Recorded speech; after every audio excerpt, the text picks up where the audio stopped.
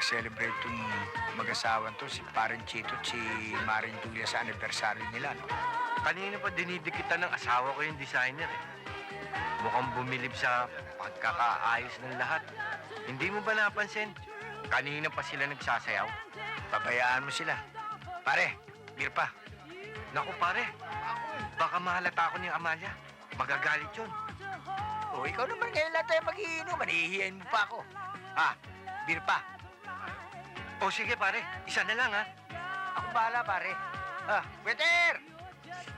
Tony, sa palagay mo ba mapapaganda mo yung wedding anniversary namin ng husband ko next year? Of course, Mama. Gusto mo, gagawin pa natin mas bongga kaysa sa lugar na ito. You know why? We have all the time in the world to prepare. Talaga? Magaling palang sumayaw itong si Maring Amalia, no? Oo naman pare.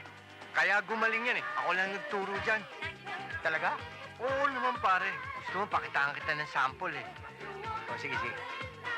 Teka pare, baka mahalata ako ni Amaliang nakakatatlong bote na ako. Ang dami mo nang paiklat. Yung sample, tignan ko. Sige na, sige na. Sige pare.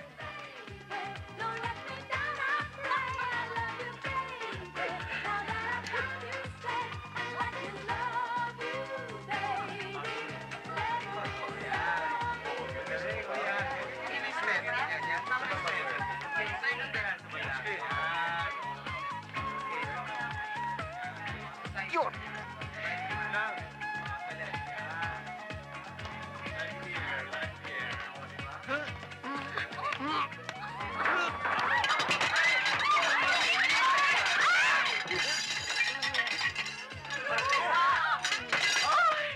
Ang design ko!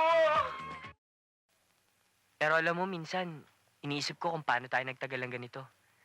Tsaka kung bakit ako yung pinili mo. You deserve someone better. Yung masigit pa sa akin. Joey, yan ka na naman Nag-upisa ka na naman. Ilang beses ko ba sasabihin sa'yo na mas gusto ko sa isang tao yung simple lang ang pinanggalingan. Ayoko na anak mayaman. Kasi, sila yung mas, alam mo yun, mas nagpupursige silang mabuhay. Yung nagsusumikap sila, mas gusto nila yung pinaghihirapan nila yung mapupuntahan nila. Mas gusto ko yung ganun. Hayaan mo, pagka-graduate natin, maghahanap ka agad ako ng trabaho. Tapos mag-iipon ako para sa future natin.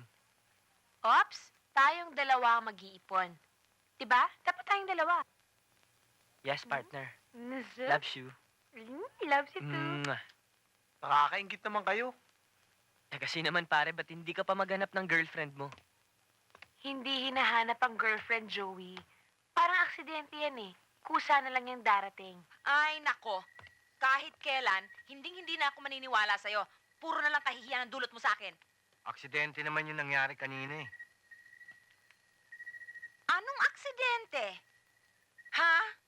Ilang beses ko nang pinagbilin sa'yo na hanggang 2 boteng beer ka lang. Anong ginawa mo? Sinimplihan mo ko? Sumobra lang naman ang kalahating bote eh. Hindi ko lang maindihan si Paring Turing. Hindi katwiran yon. Pag sinabi ko sa'yong 2 bote ka lang, hanggang 2 bote ka lang. Good evening, ma'am. Good evening, sir. Good Good evening. evening, Norma. Kunin mo yung barong ng kuya mo sa otot, marumi. Teka, kamusta ang mga bata? Nandiyan ba? Ay, umalis po. Pero babalik din daw po kaagad. Binigyan mo na naman ng pera, no?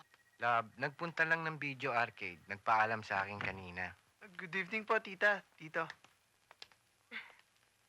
Good evening. Good evening po, ma'am, sir.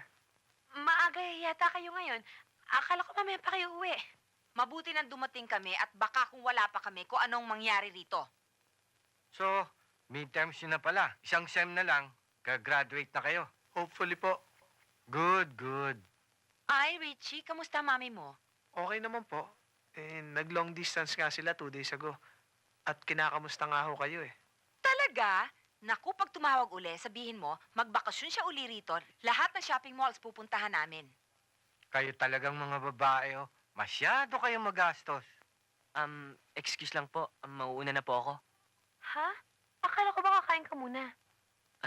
Hindi na. Baka kasi naghihintay ng inay ko sa akin eh. Sasabay na rin po ako kay Joey, tita. O, sige, Richie. Sige, iho. Kayong dalawa, gabing-gabi na, nasa labuyan pa kayo. Kung ako magulang nyo, hindi po pwede sa akin yan. Kasano ba si Kuya Joey?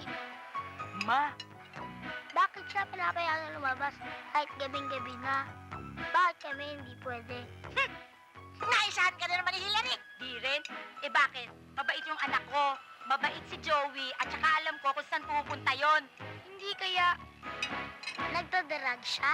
Hoy, kayong dalawa, kung ano nung sinasabi nyo.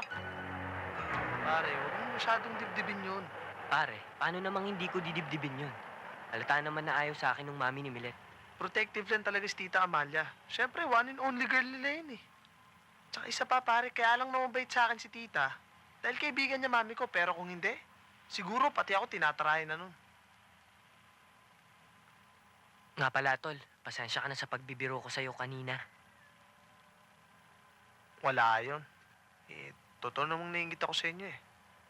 Alam mo pare, swerte ka nga kay Milet eh. Isipin mo maganda na, mabait pa, may prinsipyo pa. Bihira na yung ganung babae ngayon. Kaya kung ako sa'yo, ang intindihin mo si Milet, wag ang mami niya. Sige pare, hayaan mo. Hanapan ka namin ni Milet ng right girl para sa'yo. Pare, sige. Una na ako. Salamat ha. Thank Ingat you. ka. Sige pare. Sige. Good night. Oh, saan ka galing? Hindi mo ba alam na kanina pa kita hinihintay? Huwag ka magkakaila.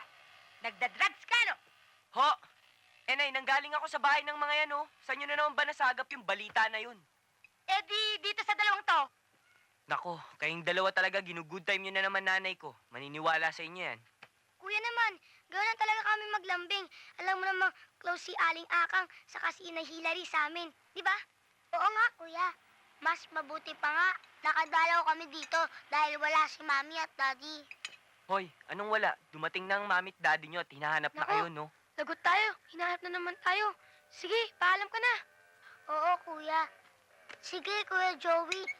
Alex Akang. Inay Hillary, alis na po kami. O sige, Sige po. Aling Hillary, hindi po totoo nagdadrag si kuya dahil magagalit po si ate. Di ka o nay, nakita nyo na. Niloloko lang kayo ng dalawang yan, no? Ako pa magsisinungaling. Siyempre, no. Hindi mo naman maaalis sa akin yun. Ikaw na lang natitira sa akin. Simula nang mawala yung tatay mo, simula ang itawa ang kaluluwa niya. Alam mo, naalala ko pa noon. Noong maliit ka pa, talagang buntot ka ng buntot sa akin. Kahit saan. Ni ayaw mong mawala ako sa paningin mo. Nako, nag-emote na naman ang napakaganda kong inay. Alam nyo naman na labs ko pa rin kayo eh. Mwah! Di ba nga napag-usapan natin na pagka-graduate ko, tapos makakuha ako ng magandang trabaho, palalakihin natin tong gutuhan natin. Kukuha ako ng 5 waitress, tapos 2 cook.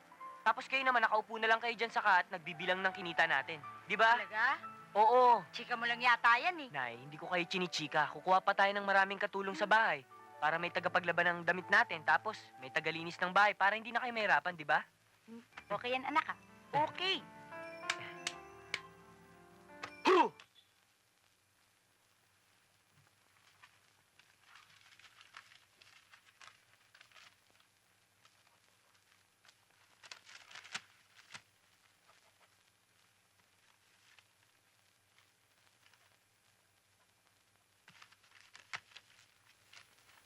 Joey. Joey. Pakopya. Number 3.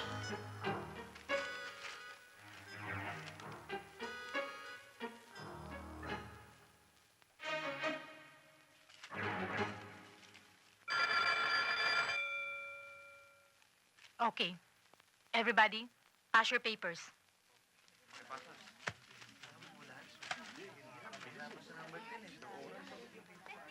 Hi, sweetheart. Hi. Come in. Hi.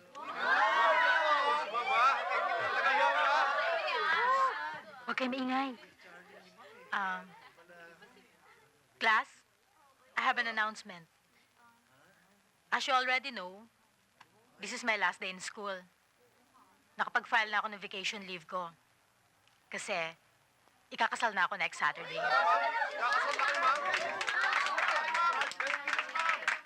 Ma'am, saan ang venue? It will be in Tagaytay. Medyo malayo nga lang. Pero, invited kayo lahat. Kaya, I hope to see you all there, ha?